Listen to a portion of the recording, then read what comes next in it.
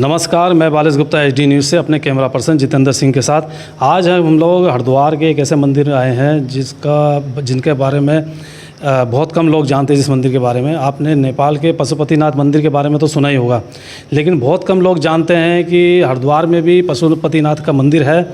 और आज हम उसी मंदिर में आए हैं। यहाँ के पुजारी जी श्री अशोक नवानी जी से हमारी मुलाकात हुई है। उनसे हम पशुपति मंदिर के बारे में जानकारी हासिल करेंगे।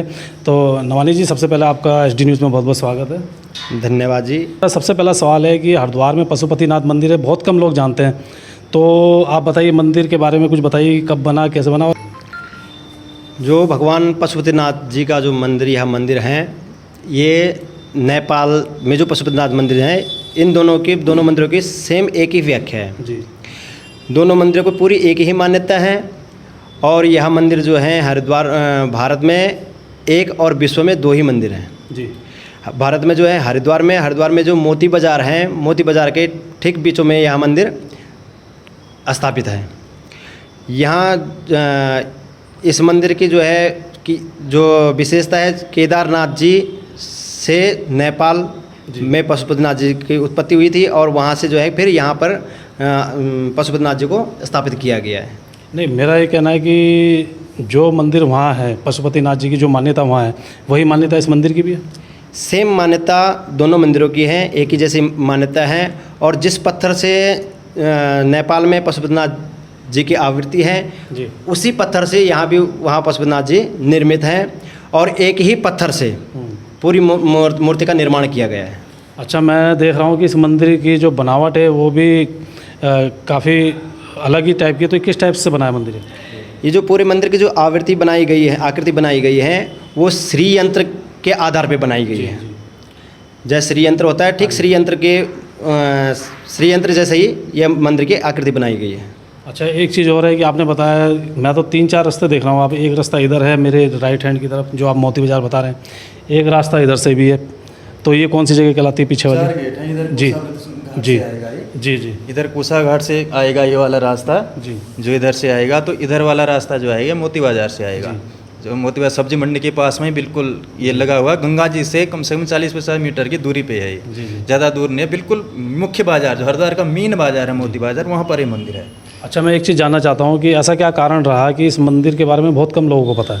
बस थोड़ा सा ये बंद हो गया बाहर के इससे दुकानों से, तो थोड़ा सा देखने में नहीं आ पाया। काफ़ी अंदर है, गली के अंदर है। नहीं, गली के अंदर तो नहीं है जी। थोड़ा सा पब्लिक के ज़्यादा दुकानों के होने से नहीं पता चल पाता कि अंदर मंदिर है। हाँ, क्योंकि हमने कई लोगों से पता करा कि पशुपतिनाथ मंदिर हरिद्वार में, तो उनको भी जानकारी नहीं थी। खैर चलिए, कोई नहीं, कुछ विशेषताएं बताइए मंदिर के बारे में। कुछ मंदिर की विशेषता यही है, श्री यंत्र में बना हुआ है, काले पत्थर में बना हुआ है। एक ही पत्थर है जो पशुपतिनाथ वहाँ नेपाल में बने हुए हैं, जो पत्थर वहाँ सेम उसी में। अच्छा। वही आकृति यहाँ भी बनी हुई है, सेम ऐसे वैसे ही बना हुआ है। अच्छा। और नियम है, हर मंदिर के नियम होते हैं। अच्छा, अपने मंदिर किन के द्वारा और कब बनाया गया ये राजस्थान के मेवाड़ के राजा थे और नेपाल के राजा थे, उनके द्वारा स्वामी जी के द्वारा, सर्वनाथ जी के द्वारा ये इसकी स्थापना करवाई गई। आज से लगभग 200-250 साल पहले की बात है। 100-200 साल पहले। हाँ जी। अच्छा जी। तो नवानी जी, मेरा एक और है कि पूजा पाठ पद्धति क्या बिल्कुल उसी तरह से होती है जो वहाँ होती है, यहाँ कुछ दूसरे प्रकार से करते हैं? सेम ही पद्धति से यहाँ पे पूजा पाठ किया जाता है जी। और जो पूजन इत्यादि होगा तो उसमें जो है कोई जो जल इत्यादि चढ़ाते हैं, तो पुजारी जी के माध्यम से भगवान शंकर जी को जल पर अर्पण किया जाता है। जब कोई विशेष पूजन के लिए आते हैं, जैसे कि भगवान शंकर जी का अभिषेक के लिए, तो उसी में जो है केवल पुरुष ही अंदर प्रवेश कर पाते हैं। अच्छा जी। ये नियम जो है पहले से ही बने हुए हैं और इन नियमों के आधार पे हम लोग भी आगे चलते रहते हैं। अच्छा नवानी जी, मेरा एक प्रश्न आपसे हो रहा है कि सावन के महीना आने वाला है, और सावन के महीने में आपकी क्या तैयारियां रहती हैं? श्रावण का महीना जो है भगवान शंकर जी का विशेष मास गिना जाता है और इसमें जो है कि भगवान शंकर जी की विशेष पूजाएं की जाती हैं। तो जो है कि पूरे श्रावण में जो है भक्तों के द्वारा भगवान शंकर जी का अभिषेक हर दिन किया जाता है। विशेष तरह से सोमवार के दिन तो जो है कि पूरे दिन भर अभिषेक चलता ही रहता है। और जैसे शिवरात्रि आती है तो शिवरात्रि में जो है 4 पहर भी पूजा की जाती है, जिसमें पूरे 24 घंटे का पूरे अभिषेक चलते रहते हैं। रात के 4 पहर और सुबह के भी 4 पहर में पूजन होता है, अभिषेक होता रहता है। जिससे जो है कि भक्तों के जो है कि हर एक मनोकामनाएं पूरी होती रहती है। हमने रुद्राक्ष की झालर देखी है, ये क्या विशेषता है इसकी? ये रुद्राक्ष की जो है कि पहले से ही जो है कि भगवान शंकर जी के ऊपर जो है रुद्राक्ष की झाले लगाई हुई हैं।